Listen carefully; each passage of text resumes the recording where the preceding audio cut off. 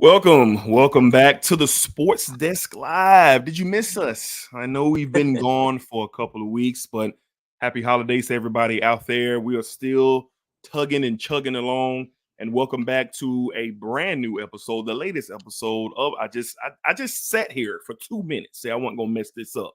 So welcome back to the weekly Jacksonville Jaguars matchup show with Mr. Move Them Chains, Rashad Robinson. I am Dedrick L. Hicks Jr., 1/3 of your sportsologist, and I'm merely a moderator here to contribute to the hometown Jacksonville Jaguars. Welcome back, everybody. Hey man, I'm moving them chains, man. We apologize, y'all. We are real people with real lives that work real jobs. Sure. As soon as the sports desk starts paying our jobs, we promise we will never miss an episode. Ever. We working on it, y'all. I promise, Yeah. man. We apologize. We working on it, but we back now. Absolutely, man. So welcome back to the Sports Desk Live here on YouTube. And as always, we would really appreciate if you like what you're seeing, if you like what you're hearing, hit that thumbs up, subscribe to the channel. We are still generating movement, even though we've been on a small hiatus. So we do thank everybody who tuned in and shown love. Our views are going up. People are paying attention to us, and we really appreciate that. So spread the word. There's a new sports brand in the YouTube space, and we're going to continue to get better and better, especially going into 2024. So we just appreciate all the support as well. So let's get it popping in the chat as well. Drop your questions. Our email address is also down in the description of this video. And if you want to shoot us anything, shoot us some questions, whatever you got. I check the email regularly, and go ahead and let us know what you got going on. All right. So let's go ahead and get into it, Rashad. Now, we've been going for a few weeks, but let's go ahead and give up a quick little roundup since the 49ers game. Oddly, our most viewed show in this series. I'll let you go ahead and kick it off, my guy. What are your thoughts on where we were with the 49ers and where we are now heading into a big Monday night game with the Bengals?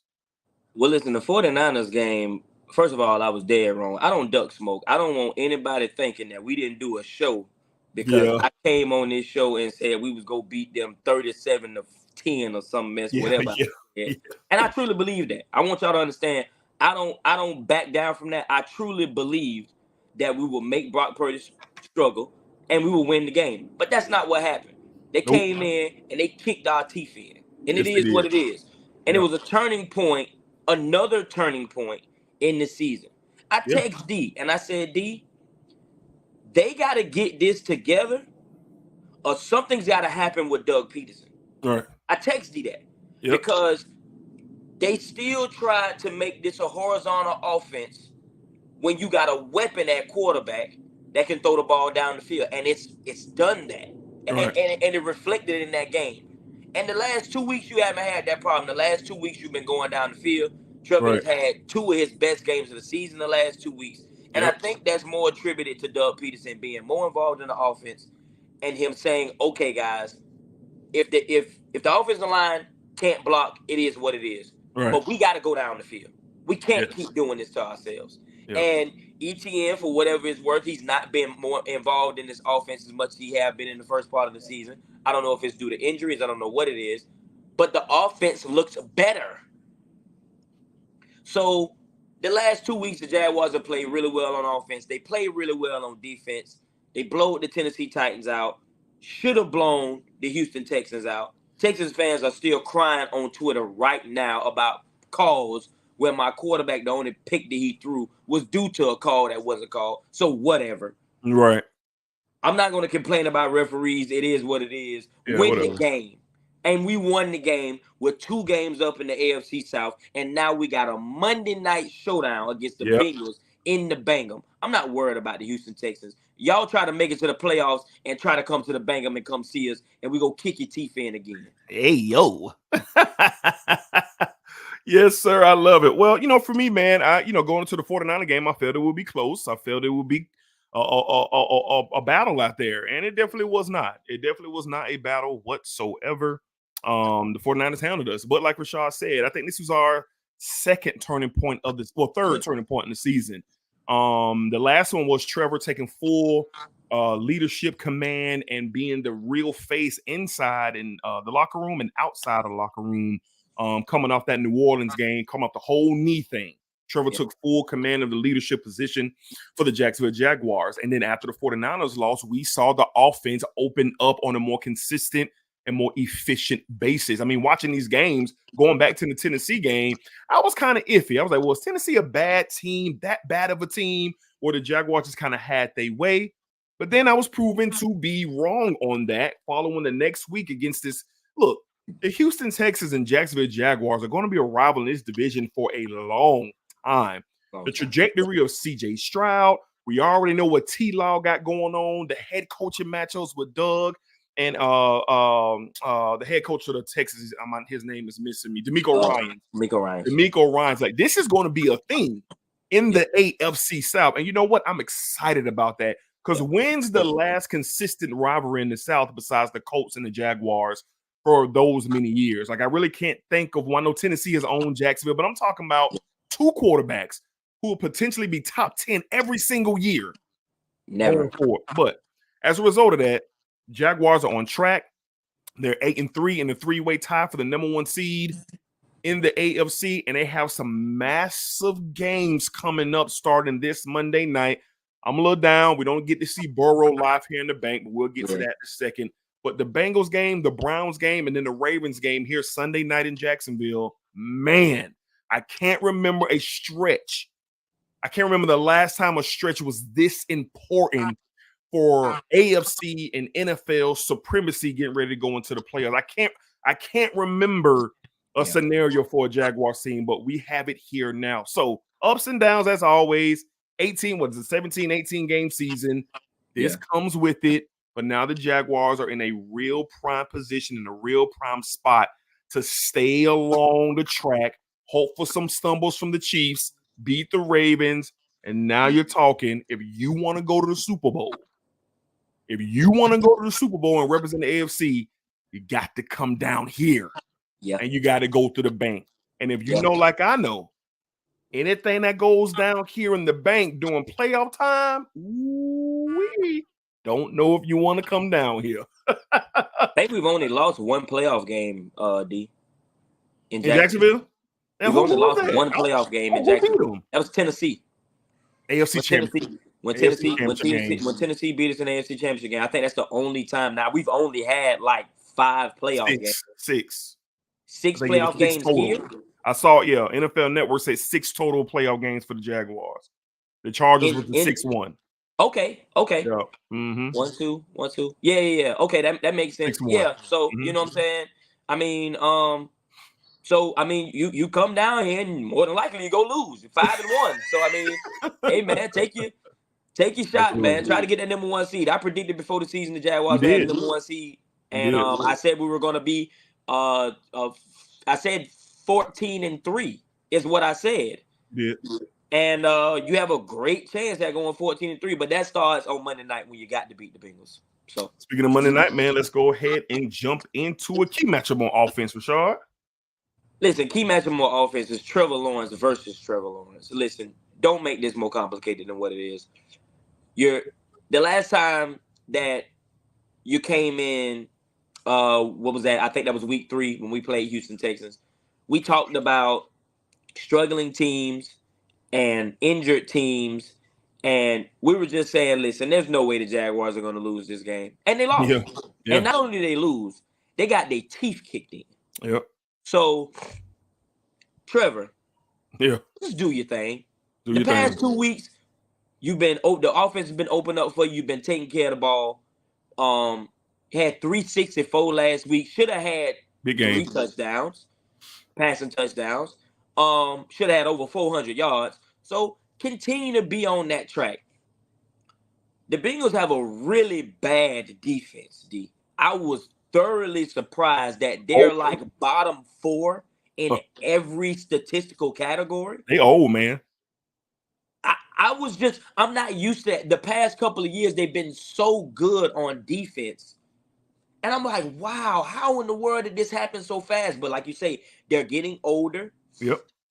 But they still have guys that can play. Sure, absolutely. Okay.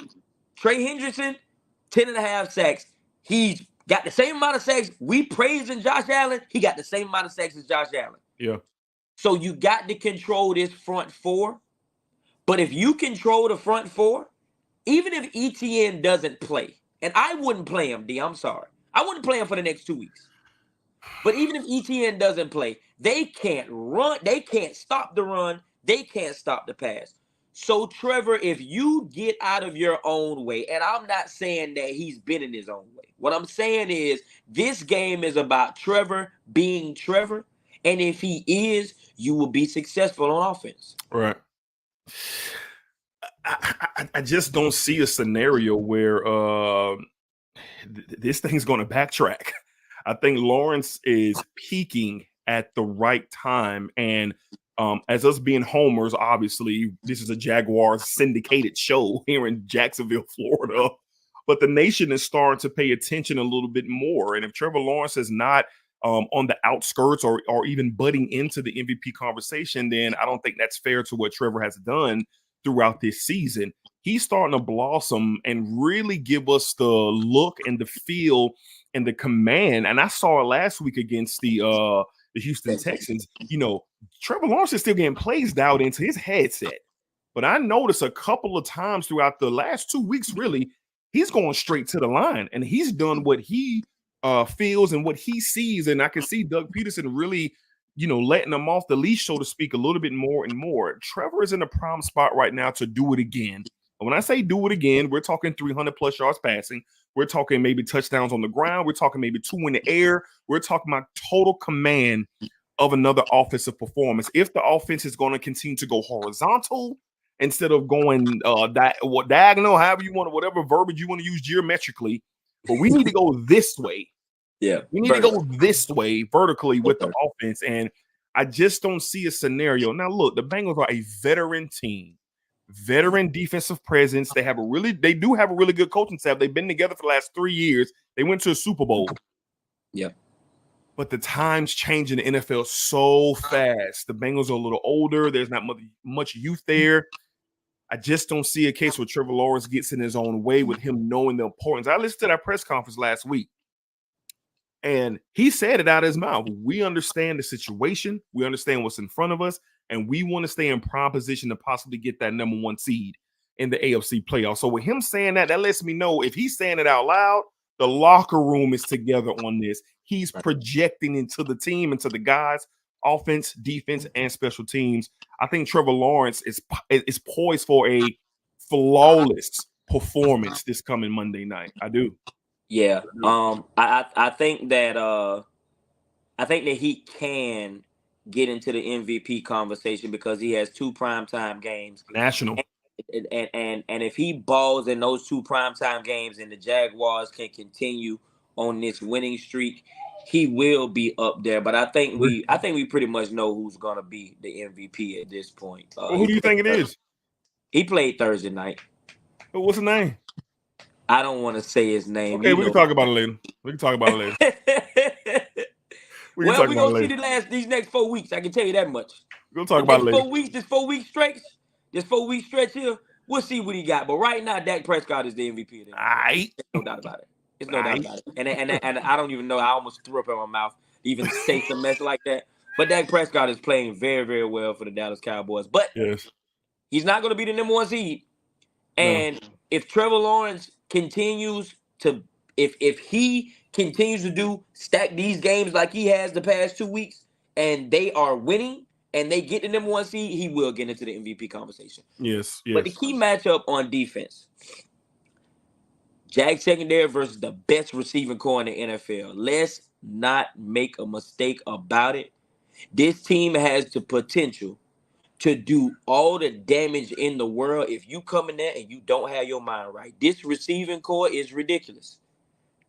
They went to the Super Bowl 2 years ago. They went to the AFC Championship game last year and should have won both games. So you got to make sure that your secondary really is on point. I don't know if Tyson Campbell is going to play this week. I really wish that he would because I think you're going to need him. Even with them having a backup quarterback, it does not matter. You got Jamar Chase. You got Higgins. That dude that's in the slot. That's the best receiving core in the NFL, y'all. It is. And Higgins coming back this week. So they're back. And the jump balls, the big plays, that can kill you this week. If you're not careful, that can kill you. Joe Mixon hasn't been running the ball well. But if he runs the ball well in this game and you got that play action pass working, I don't care who's playing quarterback. With that receiving core, you can be beat, and you can get beat bad. And it'll be a shootout, and you don't want it to be a shootout. Mm-mm. You know what I'm saying? They played well last week against the Steelers. They did. So this is a team that's capable. But the Jaguars should be a better team. They should be able to control them in that secondary. I trust what Mike Caldwell has been doing with this secondary. And they've been beat up. You know what I'm saying? But this receiving core can kill you. And that's the only way that they can do anything in this game to move the ball is if the receiving core just come out and they beast. Yeah, Chase, Boyd, and Higgins, when they own, bro, they own. And we've seen it for the last 3 years. I mean, Chase is arguably the best receiver in the football. Depends on who you're talking to and what city you live in and what time of day it is. Right. This is a man-child out there. Literally, he's still young, but he's a man out there. Higgins and Boyd are so prolific with their route running, great hands. They find pockets in these zones, and they just kind of get open, and Burrow has been able to find them. But here's the thing. I know Browning is out there, and he's a capable quarterback of getting wide open receivers the ball. But this is where Josh Allen and that Jaguars front seven is going to come into play. He has to be uncomfortable, and he has to be uncomfortable the entire game.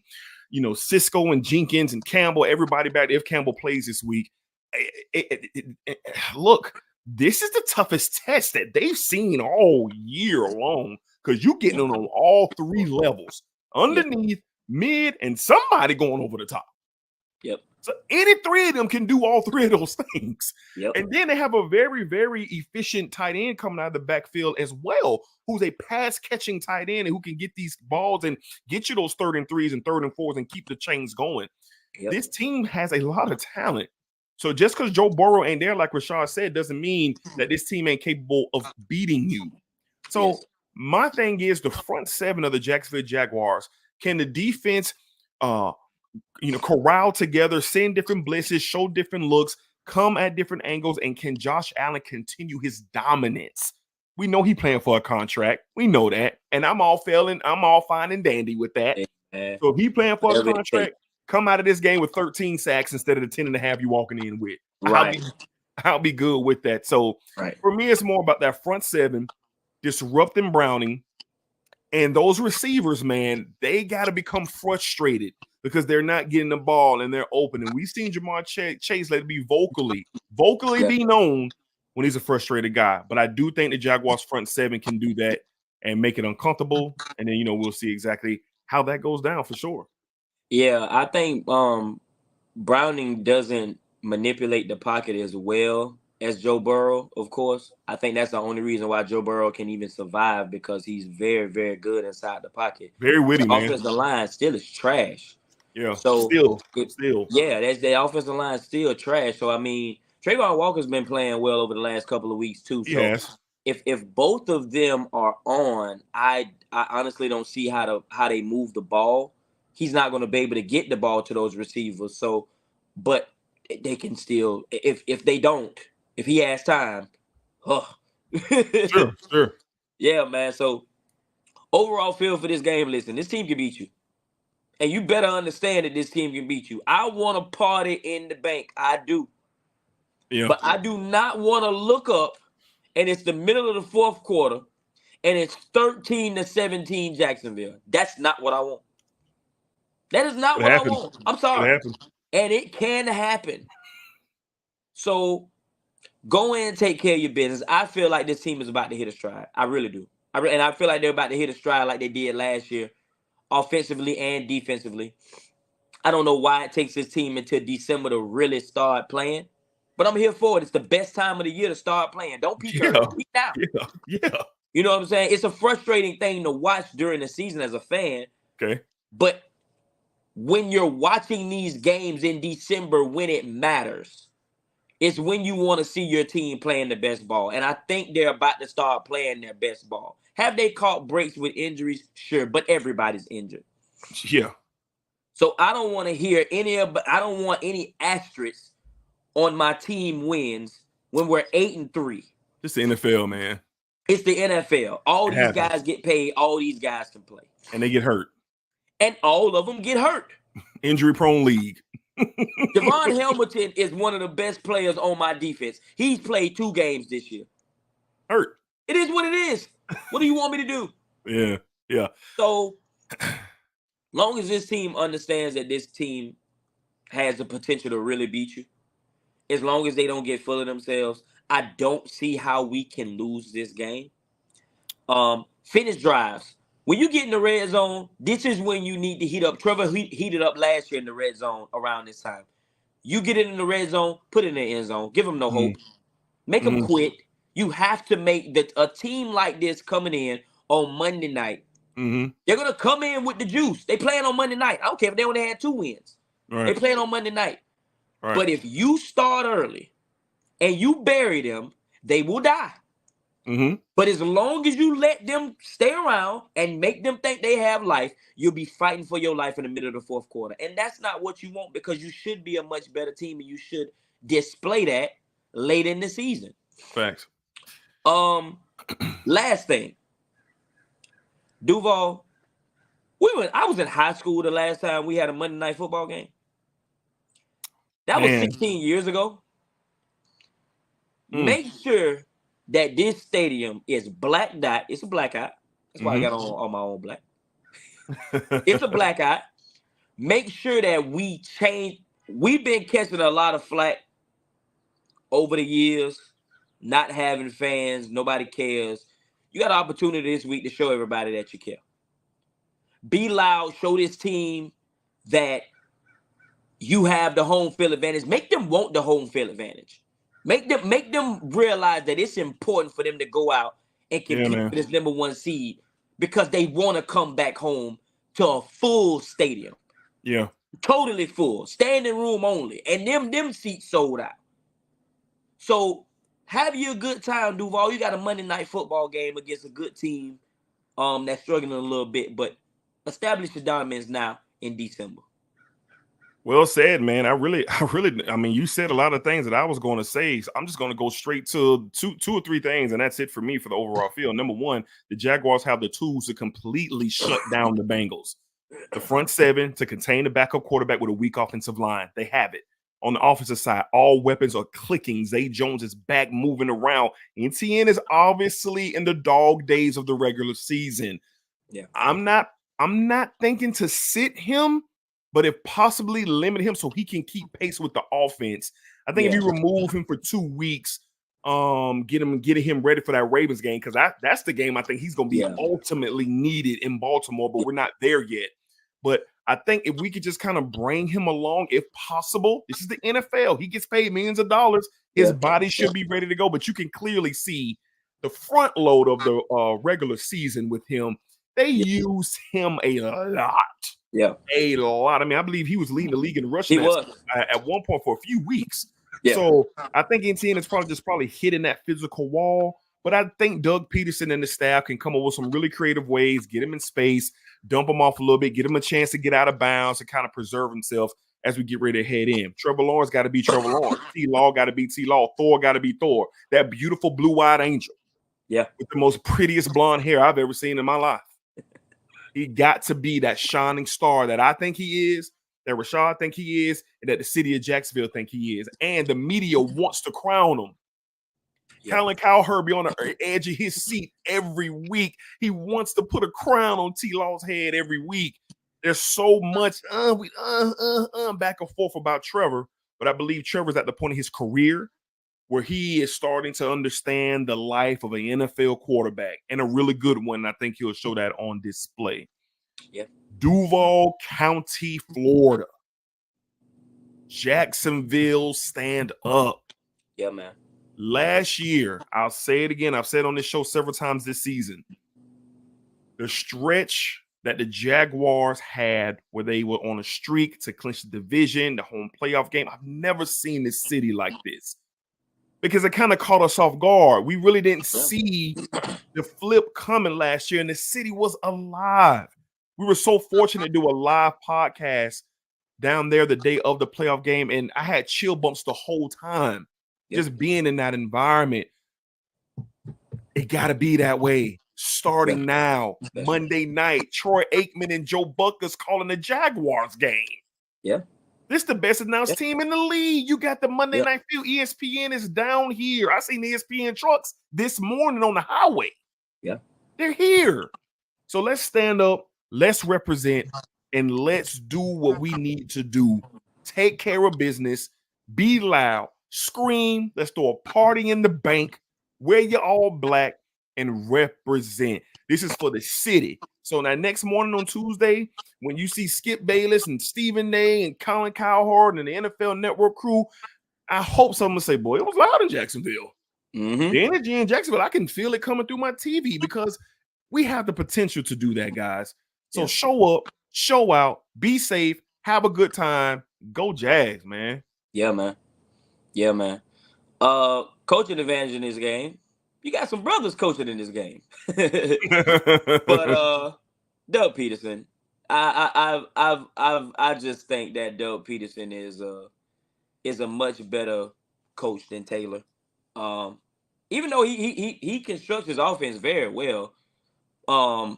But I just still feel like that Coach Peterson is that dude. I still feel like Coach Peterson is a top 5 coach in the NFL. I do. I just don't think that there's many coaches in the league that I will pick over Doug.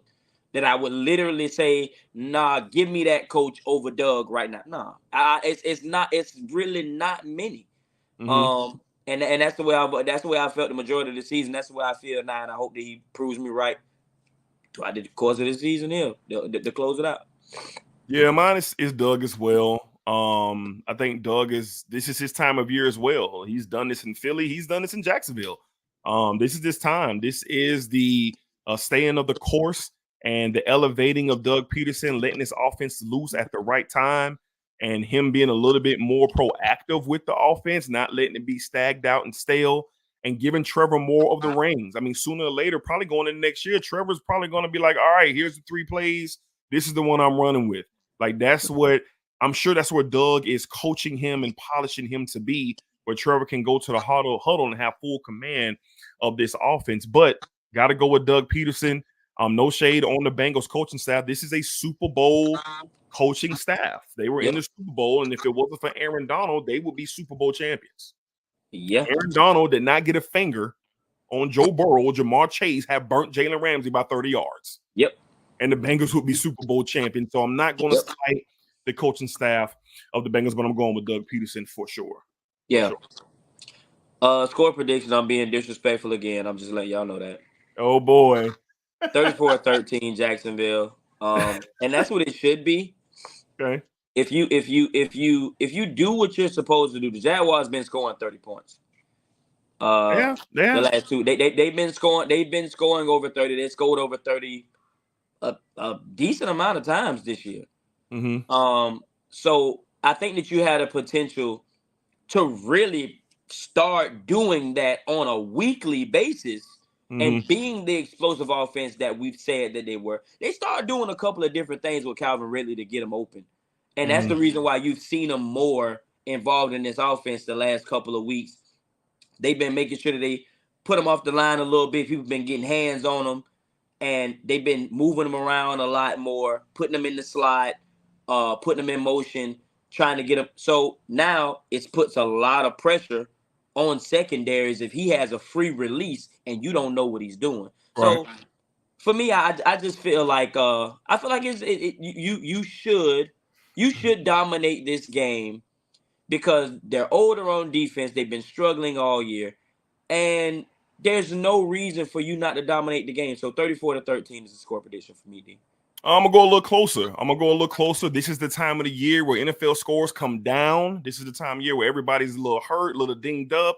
This is the time of year where the game kind of gets a little bit slower. The weather's changing. The feel of games are changing for NFL teams across the league going into of the December month, getting ready to get ready for the playoffs. So I'm gonna take the Jaguars to win. I'm gonna go 28-17 Jacksonville. I think this game is competitive in the first half. I think that the Bengals coaching staff has some tricks up their sleeves to keep the Jaguars defense off balance. I think you take your shots with Chase, Higgins, and Boyd. I think Mixon probably gets in and pop and puts them in position to maybe get a couple field goals earlier on in the first quarter. And I think the excitement of a Monday night game in Jacksonville probably goes against the Jaguars to start this game. The energy is through the roof. Everybody's a little excited. You know, it's a different type of feel. They don't play at night ever, unless it's something on the line like last year. So I think the first half is going to be a little bit close. I think you probably go to halftime with the Jaguars up somewhere around the range to 17-9 or 17-10 or something like that with them leading. I think the Jags lead the whole game. I think Trevor shows that he's Trevor. But as we go into the second half, the Jaguars pull away. The defense settles down. You get key stops on third down. Trevor makes key throws on third down. You punch in a couple more scores, and you widen the gap. So I'm going to go 28-17.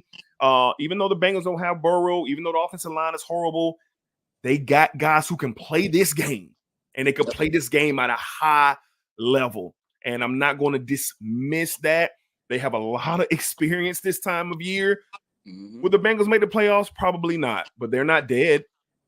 No, they're not dead. They got something to fight for. They got something to play for. Now, if they came in this thing 3-9, then all hell, 41-0 Jags. Right. But they still have something to play for, and I'm going to honor that. Jaguars win this game 28-17, improve to 9-3.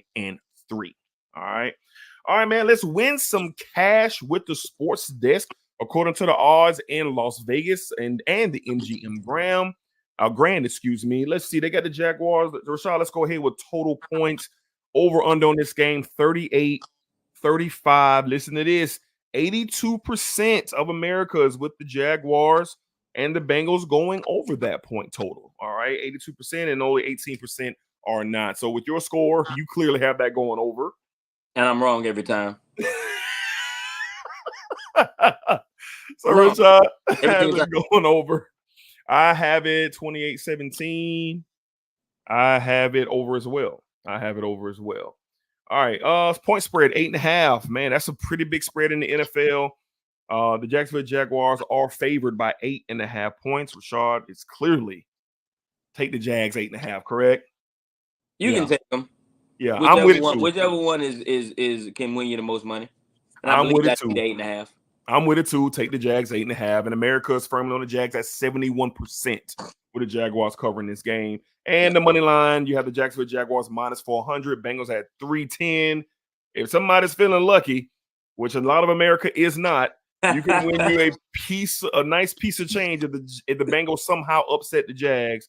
Yeah. But America is 86% on the Jacksonville Jaguars. So I imagine the remaining percentage, they all live in Cincinnati. So that's what I want to say. So place your parlays, place your prop bets. You have many options out here. Prize Picks, Underdog. The new Hard Rock app is up and running here in the state of Florida. There's plenty of opportunities to make you a couple dollars. If you win something based on watching this show, let us know, man. Screenshot your ticket and let us know on our socials and on our email if you want a couple dollars with the sport. All you gotta do is do the opposite of what Move Them Chains saying. You'll win you some money every single time. Just don't do what I say. You'll win you some money. I promise you. So Rashad, anything to wrap it up, man, as we wrap up week 13 of this season of the Jacksonville Jaguars? Man, I'm excited about this game. I'm excited to have a night game Monday night. Under the lights. Yeah, man. Just to have the city on display. Yeah. They really talk about the city. They have to actually focus on the Jacksonville Jaguars this week. I know the national media really doesn't like to do that, but they're going to have to focus on the Jacksonville Jaguars. And I think this could be a game that turns their attention to us. I agree. To say to the city as well. Like, hey, man, Jacksonville really got some pretty good fans. You know what I'm saying? Like they. So I think this can be a turning point for that. And I'm looking forward to it. I'm looking forward to really having some fun in Section 216. Shout out to y'all, man. We have a good time every game. Absolutely. Yeah, I'm excited as well to be the only NFL game on TV, Monday Night Football on the American leader in sports, which is ESPN still. They have all the tools and the tricks to galvanize audiences to their channel and their network. So just overly excited, man. The all blackout game. Love to see the city. I love some of the things I've been seeing that they're asking the fans to do. Getting rid of Monday night, like the cell phone with the light thing. I look forward to seeing how that plays out. So it's going to be a good time. And this is just the beginning. We got another primetime spot in a couple of weeks. Sunday Night Football. The NBC crew will be down here. Chris Collinsworth and Tarico and the gang will be down here. So that's exciting. I'll be in the stands for that for sure. Yeah. Because we'll talk about that. But that game right there, that's the one. That's the one. This game will turn out to be more important than the Chiefs game was in week 2 or 3. But we'll talk about that as we get closer. But Jacksonville represent, Duval County stand up, tailgate, go to your local sports bars, turn on your TVs in your home, do whatever you got to do.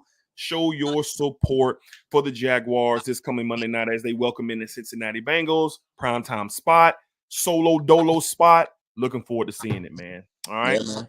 All right, man. So this has been another week, man, with the weekly Jacksonville Jaguars matchup show with Mr. Booth and Chains, Rashad Robinson. I am your guy one more time, 1/3 of your sportsologist, Dedrick L, Hicks Jr. Again, we thank y'all for your support. Subscribe to the channel.